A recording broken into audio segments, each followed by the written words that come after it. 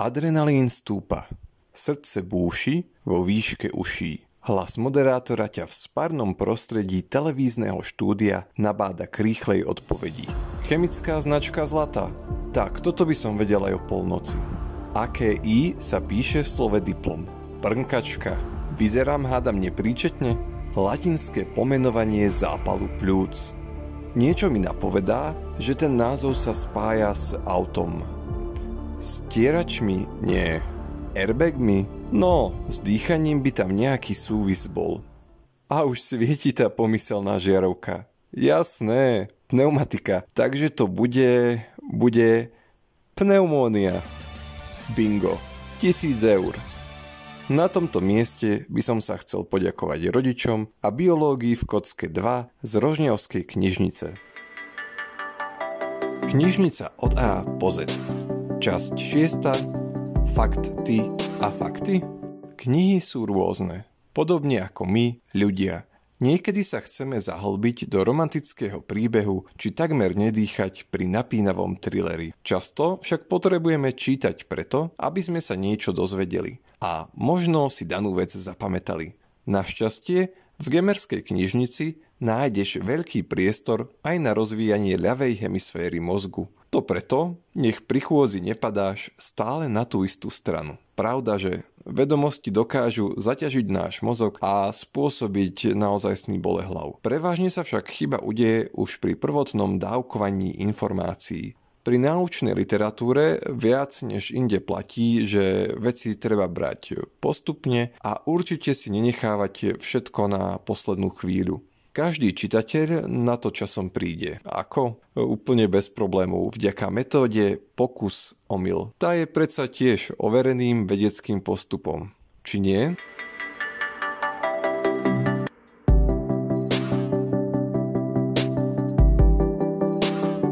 Vedomosti znamenajú moc. Tento výrok Francisa Bacona vyznieva možno ešte o čosi silnejšie v časoch, keď si nemôžeme dovoliť len tak vyhadzovať euromince von oknom. Prečo? Ide o jednoduchú priamu úmeru. Čím menej vieme o tom, ako sa vyhľadávajú poznatky, tým viac za to budeme platiť niekomu inému. Keďže v knihách sa často vedomosti rôznych vied a náuk zhlukovali dokopy, tak mal automaticky navrch ten, kto si ich mohol dovoliť. Úlohu kníh a knižníc v prístupe k informáciám by si preto ani dnes nemal brať na ľahkú váhu.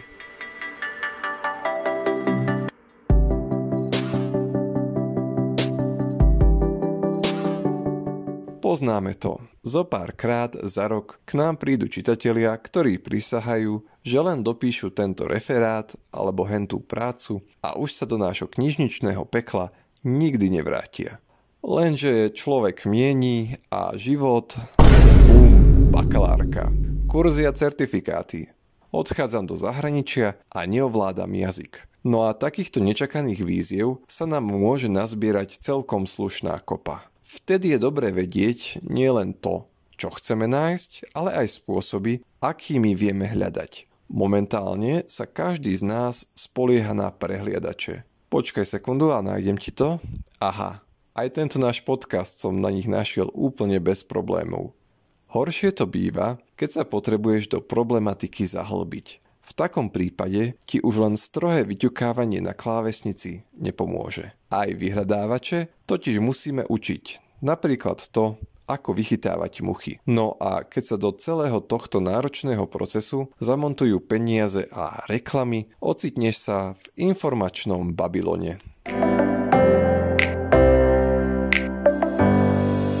Knižnica od A po Z.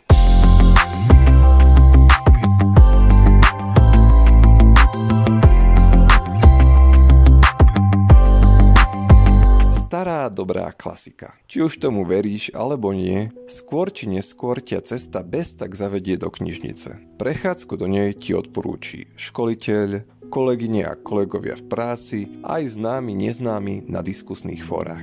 Za vyskúšanie predsa nič nedáš. Najlepšou vecou je však, že sa naučíš informácie a ich dôležitosť rozlišovať a triediť. Nemusíš sa však obávať toho, že by si v tomto chaose ostal sám. Naše kolegyne Katka a Anka ťa ochotne vypočujú, predstavia ti základný výber kníh o konkrétnej téme a pomôžu ti so zháňaním všetkých článkov a publikácií. Tie sa niekedy nachádzajú rozhádzané kadetade po Slovensku, ba aj v zahraničí. Spočiatku budeš mať zo všetkých tých skratiek a cudzích slov guláš, ale neboj sa, všetko ti to vyjasníme. O 3, 2, 1, poďme na to.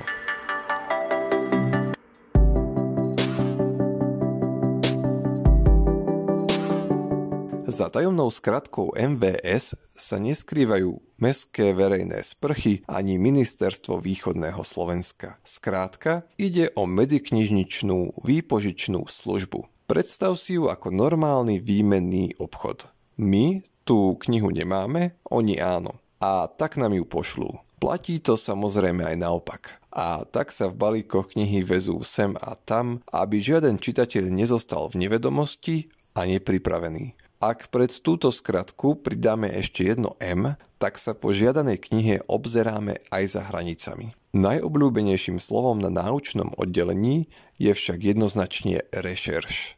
Niečo ako to, čo netreba menovať knihovníckeho sveta. U čitateľov spôsobuje tento francúzsky výraz nadmerné potenie a u knihovníkov prevracanie očí. Ale iba vtedy, keď nie je jasné, čo sa hľadá. Jednoducho, na oddelení náučnej literatúry ťa radšej poprosíme o predstavenie konkrétneho problému, témy alebo otázky, než aby si nám ich priblížil kresbou či, nedaj Bože, pantomímou.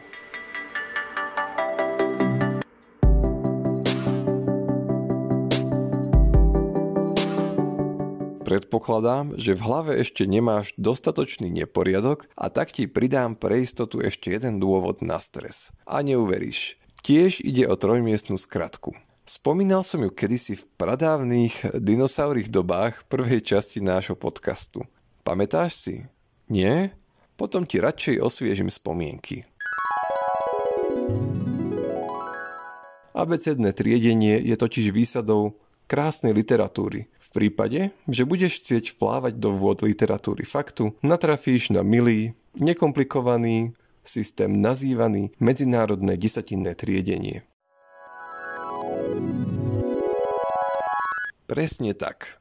MDTčko alebo medzinárodné desatinné triedenie je dôvodom, prečo ťa najmä na náučnom oddelení vždy slušne poprosíme, aby si nevybrané knihy neodkladal naspäť do regálov. Aj skúseným knižničným bardom trvá roky, kým sa im jednotlivé číselné značenia dostanú do krvného obehu. No schválne.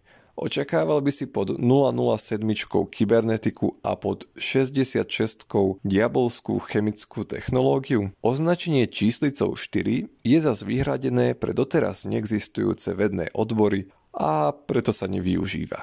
Tak vidíš. Aj knihovnícka práca je opradená mystikou a že vraj do teba chceme hustiť len samé presné informácie. Naozajstným umením je potom nájsť pre teba správnu knihu na správnom mieste.